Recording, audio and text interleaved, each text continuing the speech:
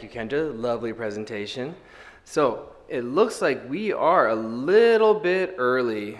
So this is going to go to 9:45. It is 9:30. So I think we can maybe power this one up to the next presentation if there's no questions. And then after that, we'll take our break maybe a little bit earlier. So for our next one is going to be Types of Permits, starring Dr. Sergio Redondo.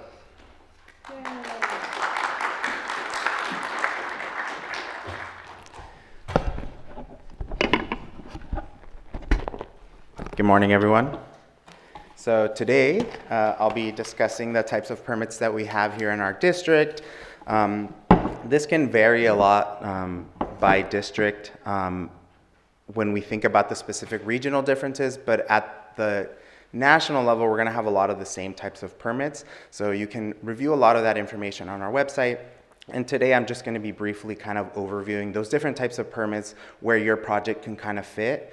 Sometimes we do have questions from people not really knowing where that project could fit. So that's what we're here to help you with, really provide that guidance to get you to the right permitting strategy. Boop. So we here at the Corps follow a very sequential approach to thinking about where your project might fit. And in the back of our heads, we're usually thinking, what do we have jurisdiction for this project location? So if you're submitting something, we need to first know whether we have any jurisdiction. Are you doing any work within a wetland? Are you doing work in a navigable water inside the bay? We're thinking, are you within our jurisdiction? If the answer is yes, then we would say, okay, what's the next step? If the answer is no, you likely may not require a permit. As was discussed earlier by Kendra and will be discussed later by our lovely Dina, through the RRS, there's going to be a way that you can think about getting a no permit required letter, and that is something that you can think about when we discuss the RRS later. So if we do have jurisdiction, then you have to then think, is this a regulated activity? Are you discharging fill into a wetland that's within our jurisdiction, into a navigable water? Are you doing any type of work in the bay? Then we would say, okay, if you are doing that, you may need a permit. If you aren't, then again, no permit may be required in that situation. There are certain exemptions that exist at the national level, specifically for Section 404, and I'll discuss a little bit briefly about what those 404F section exemptions are.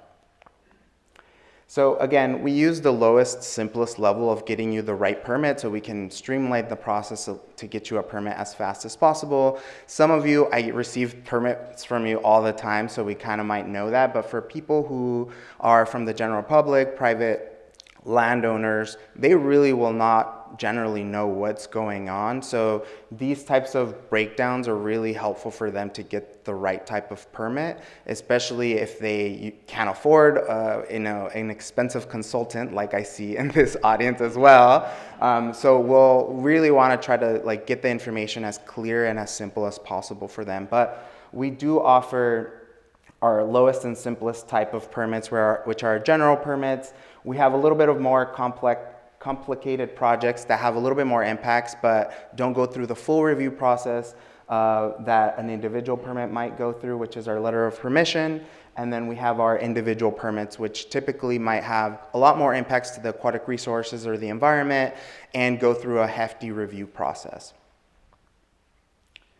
So as far as exemptions, these generally don't necessarily apply to a lot of the people that we get permits from, but there tend to be a few types of exemptions that are quite common, including sites where there have been ongoing agriculture activities over the last 40 years, and they're working on a site that may have some of these exemption properties that we need to kind of evaluate whether this project might need a permit or not. A lot of this is on our website and in our federal regs, so you can kind of look into the nuanced features of your specific project to see if, hey, does my project actually require a permit from the Corps? If not, how do we go about getting a permit? The other one is maintenance. There are some activities that do not require a permit, but again, there are nuances and you have to really read in the fine details. I will say sometimes we get permits that fall under the maintenance exemption, but for one reason or another, like dewatering structures they might be doing, that might bump it out of the exemption. So the maintenance itself is exempt, but the dewatering structure that you're installing might not be. So again, these are little things that come up daily for us when we're receiving permits, and so these are things that we ask that the public and like people who are consultants look at these before submitting a project to see, hey, actually I don't even need a permit for this.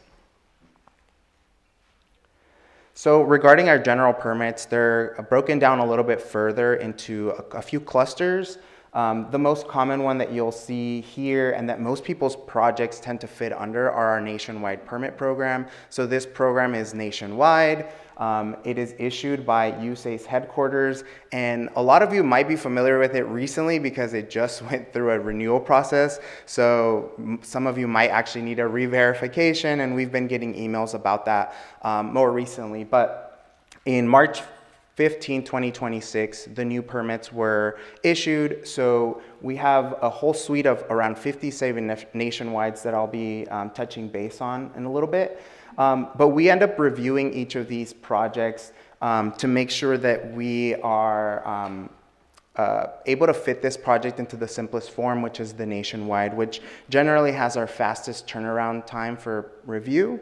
And it includes projects that have minimal impacts to the environment. So these have been reviewed at the national level to say most of these types of activities like maintenance projects or some sort of bank stabilization is not going to fully harm the environment to a certain degree. It's been evaluated, and we can review your project in a more streamlined fashion.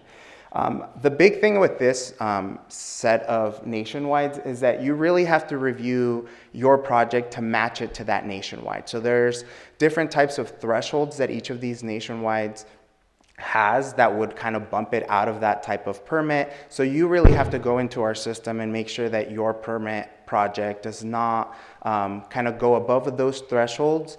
And the other thing is the notification requirements. If your project is one that is going to impact endangered species or goes above a certain threshold but is still allowable by that nationwide, then you might be required to submit a pre-construction notification. So before you start work, you have to go and send to us this application that Kendra beautifully elaborated earlier that says, this is the project, this is why we have to notify you.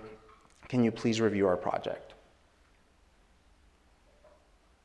So this is a heavy slide, but I do want it to get on here just because we're going to be recording this. But on our website, you can actually get all the information on the new nationwides for 2026 that expire in 2031. So a lot of these activities nationwide, there's people who have to do this type of work at any one of these levels. We see aids to navigation, we see maintenance activities, bank stabilization being really common things that happen in streams around the Bay Area and around the US. So these nationwide permits, again, have very specific thresholds, but if your permit fits within that, then it's one that you are likely to choose over the over the letter of permission, over a more complicated standard individual permit.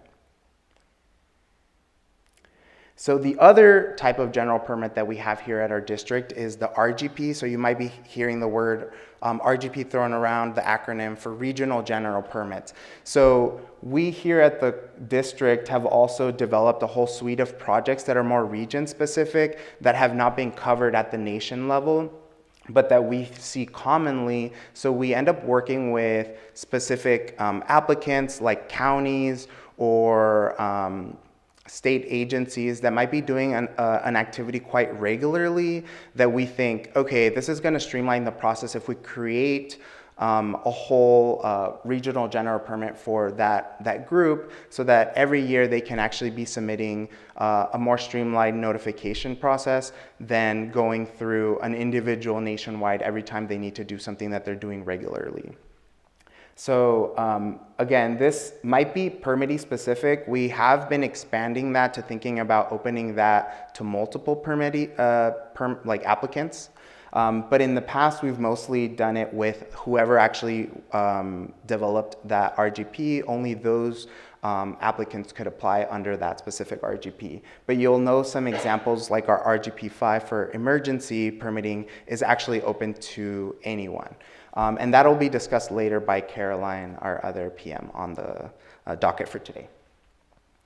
So some of the examples of the RGPs, as I mentioned before, are like our RGP-5, which is anytime you're gonna have an emergency, you have an immediate threat, your bridge is falling down, there was a big major storm, it affected the abutments, you need to act fast. So this RGP that will be discussed later is one that is very widely used in our district. But we have some that are, like, again, less widely used because they're very specific to certain groups. A lot of the ones that we see for these RGPs tend to be things like stream maintenance programs. Again, activities that need to be done regularly. For example, the Salinas River. They might have a lot of discharge of fill or sediment removal or trash, concrete lining that they need to do regularly. And we recognize that it's easier for them to develop an RGP with us to kind of get that process through. So we get a 401, we get through the ESA process and the SHPO process, and that makes the annual notification much easier to go through than every time they have to do some small task that they have to get a nationwide permit.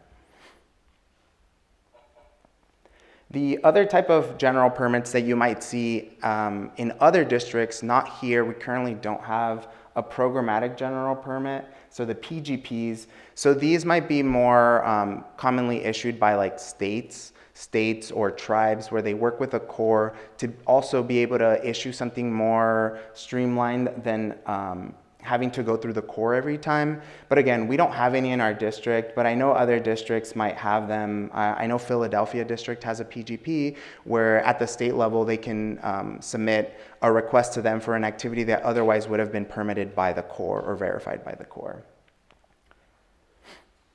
So our next level, so if you don't fit within that general permit structure, you're outside of the thresholds, your project has a little bit more impacts or is not covered by any of the nationwide permits. Again, that list included all the different types of activities that your project could be covered under. But if you're like, hey, mine doesn't really fit any of those descriptions, what do I do? Then the next thing we would look at would be our LOPs, so our letters of permission. So prior to the last couple of years, we actually only had a Section 10 LOP in our district, but more recently we worked with Sacramento District and LA District to get a Section 404 LOP. So these are an abbreviated procedure for going through getting a permit, and these kind of cap out at less than 1 acre of impacts or loss of waters. So if you are familiar with applying for a nationwide, usually those thresholds are much smaller. So now we're talking about 1 acre of impacts, but again, it's going through an abbreviated process. We don't submit a public notice for these LOPs. And they're categorically excluded from NEPA. So again, there's just another way that we can try to fit your project into a fast, expedited process without going through the full standard permit process. And then finally, for your very complicated, controversial projects, we'll have our, we have our standard permits. So when we're talking about something that might have impacts or loss of waters greater than 1 acre, or a very controversial project based off of where it's located, who it's potentially going to impact, we're going to be looking at these more, I guess, complicated standard permits. And these actually have to go through the full public notice. They will also go through the public interest review and the NEPA review. There's going to be a Section 404 B1 guidelines for any project within with a Section 404 authority. And the review time is extended to approximately 60 to 120 days. But any of you that have applied know that that might be extended if there's some sort of long extended consultation process for ESA and or for the SHPO or any of the other potential agencies that we coordinate for this type of project. These, again, as a reminder, are for projects that cannot be authorized by an existing general permit or an LOP, and have more than minimal adverse impacts. So we generally request that anyone who's needing a permit reach out to us through now our RRS website, where you can ask for a pre-application meeting or an interagency meeting. So the pre-application meeting would be, you send us a request and you say, hey, I have this specific project. Can you help me find a permitting strategy for us to get this project permitted? And we would say, yeah, yours is simple enough. If it's under a nationwide 13, we can go through this route. But if we, from that meeting, determine that it's actually going to be much more onerous, much more impactful to the environment, we would then go and tell you, hey, actually, this is much more appropriate for an individual permit, and these are the things that you're going to need to submit in that application, permit application. So these meetings, I know sometimes people are like hesitant to apply for these or request these meetings, but it's really the best opportunity for you to get the most streamlined, appropriate permitting process. And regarding the pre-app versus interagency meetings, for the pre-application meeting, you just might be meeting one-on-one with a core project manager and or going via phone or via email. When it comes to the interagency meetings, these are monthly meetings that we hold that various stakeholders or partners might attend these types of meetings. For example, our water boards, regional water board or state water boards, the NIMS, so the services, and or U.S. Fish and Wildlife Service. So that's also an opportunity for you to present the project to them, to give you feedback, so you know, hey, I actually should include a biological assessment with this permit application, or any other type of thing to consider for that submittal. So for the evaluation criteria for the public interest review, so these things that we know if your project is within the standard permit, it might be impacting things like the aesthetics, the conservation, any economic factors. So these are things that we need to evaluate when we're gonna be reviewing a permit such as this that might have large impacts. And this is done on all of the large standard permits. And also it's been done for the nationwides and the RGPs, but it was done in the process of issuing those. So that's why every individual permit goes through this, even though sometimes people are wondering why didn't we do that aspect for the nationwide. It's because it was already done at the nationwide level or at the district or division level. And then generally, if there are major issues with the public interest review, that's when we need to then evaluate whether this permit can be issued or not. And again, the evaluation criteria will also be going through ensuring whether this project is going to impact or go against the NEPA regulations. So we have to evaluate and make sure that we fully considered all the environmental impacts for that specific project. And it gives the public an opportunity to evaluate this, and it also gives the different agencies or stakeholders time to evaluate all this. These are big fancy words. So there's the EA, the environmental assessment, the finding of no significant impact, and environmental impact statements. We're not really going to delve into that now, but if you are going through a standard permit, these are items that you might need for that review process. And finally, for the evaluation criteria, if your project was within Section 404 authority, it would be reviewed under the Section 404B1 guidelines. So this is an analysis for these types of permits, and we need to determine if you are proposing a project that is going to be the least environmentally damaging alternative, and that you've incorporated all the avoidance, minimization, and compensation measures into your project. And we also need to make sure that there is no other, option that you could do that would be less environmentally harmful. And finally, I'm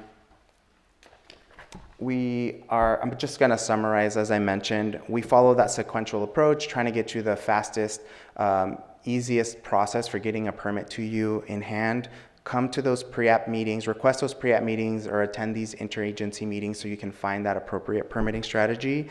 Again, we're going to first determine if you're working within our jurisdiction, if this is a regulated activity, and we're going to try and fit you to the best appropriate permit. I will take any questions. Thank you.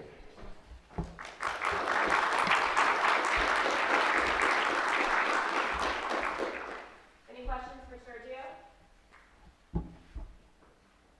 Not enough copies. It's because we can't have a copy in the room. That way. No questions? All right, thanks, Sergio. Thank you.